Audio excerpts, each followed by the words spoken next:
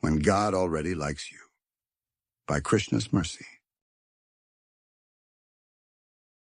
Shri Prahlada Uvacha Varam Varay Etatte Vardeshan Maheshwar Yadanindat Pitame Twama Vidvans Tej Aishwaram Viddha Marshashay Sakshat Sarvalok Gurum Prabhum Bhratriheti Mrshadrishtis Twadbhakte Mayi Chaghavan Tasmat Pitame Puyet Durantad Dustarad Ghat Putaste Panga Sandishtastada Kripanvatsal. Quote, Prahlada Maharaja said, O Supreme Lord, because you are so merciful to the fallen souls, I ask you for only one benediction. I know that my father, at the time of his death, had already been purified by your glance upon him, but because of his ignorance of your beautiful power and supremacy, he was unnecessarily angry at you, falsely thinking that you were the killer of his brother. Thus he directly blasphemed your Lordship, the spiritual master of all living beings, and committed heavily sinful activities directed against me, your devotee. I wish that he be excused for these sinful activities. Shrimad Bhagavatam 7:10, 15, 17. Have you noticed this pattern within religious circles? I tend to notice these things, and it is often to my detriment.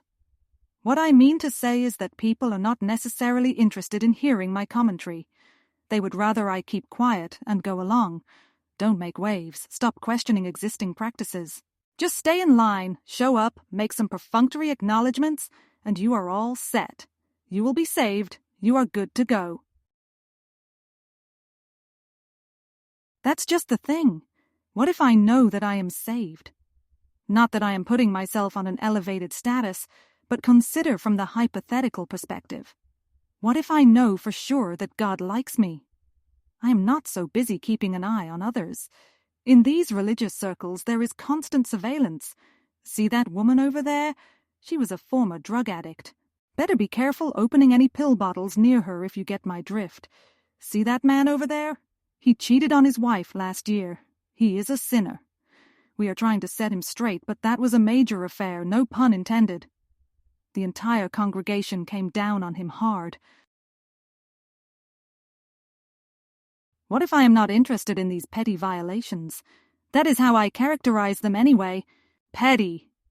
If we are all sinners, then why are we so quick to find fault with people within our own community?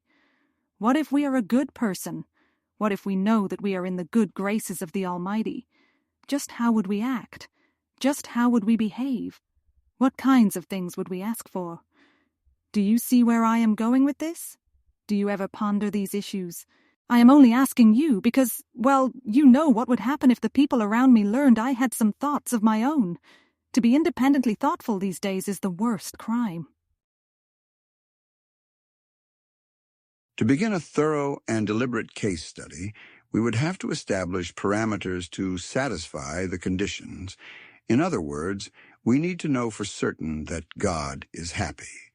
Everyone has to acknowledge that the person in question is good, that they are protected, that they are held in the highest regard by the person whose opinion matters most.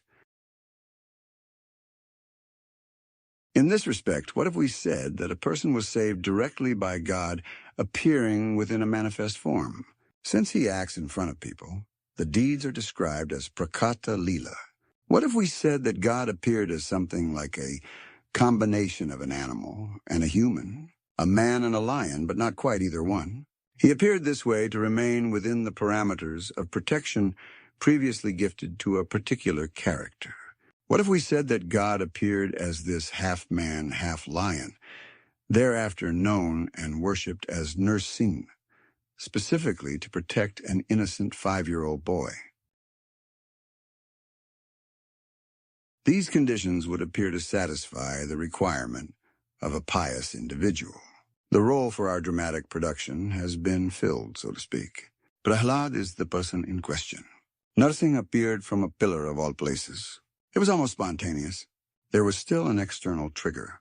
The leader of the Daityas, known as Hiranyakashipu, had struck the pillar.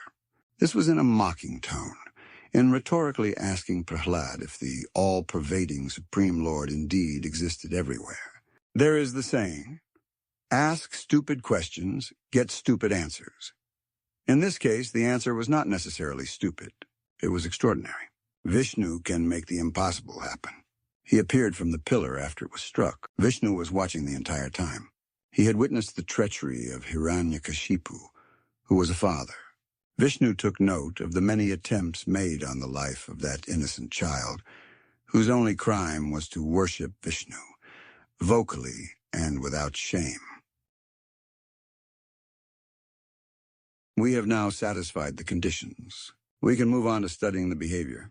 Prahlad was so much loved by Vishnu that the amazing Narsingh appeared in order to finally do away with the wicked Hiranyakashipu. This happened to be Prahlad's own father. Narsingh tore Hiranyakashipu apart, literally using nails, with blood spilling everywhere. While the fight was going down, Prahlad can be seen off to the side, offering a garland of welcome to Narsingh. Prahlad was not afraid of the scene. Prahlad understood what was happening. If you have already reached heaven, what do you do next? If you already know that God loves you, what is there left to be done? Narsingh was so pleased that he even directly asked Prahlad to take a benediction. Anything that the child wanted. Prahlad asked for pardon. Prahlad offered forgiveness to the departed. There were no points left to be gained. There was no one who needed to be impressed. Prahlad understood that Hiranyakashipu had committed the grievous offense of harassing an innocent devotee of Vishnu. This was the reason for the appearance of Narsingh. Prahlad asks that the father not be punished further for this offense. In addition to highlighting the extraordinary saintly qualities in Prahlad, the request also shows a high level of understanding. If God already likes you, what else do you need for yourself? As bad as Hiranyakashipu was, there was nothing lost in the process. The devotion remained steady. The devotion continued. It thrived, in fact. Narsingh gave physical shape to the promise offered in Bhagavad-gita, where Arjuna is advised to declare the imperishable nature to devotion. Kshipram bhavati dharmatma, shashvachantim nigacchati, kaunteya pratijanihi, na me bhaktah pranashyati. Quote, he quickly becomes righteous and attains lasting peace. O son of Kunti, declare it boldly that my devotee never perishes. Lord Krishna, Bhagavad-gita, 9:31. In closing, most beloved are you, nothing left to do, not desperate to impress, for benediction to address. If given that task, what exactly to ask? Prahlad pardon for father departed, who worst hostilities had started.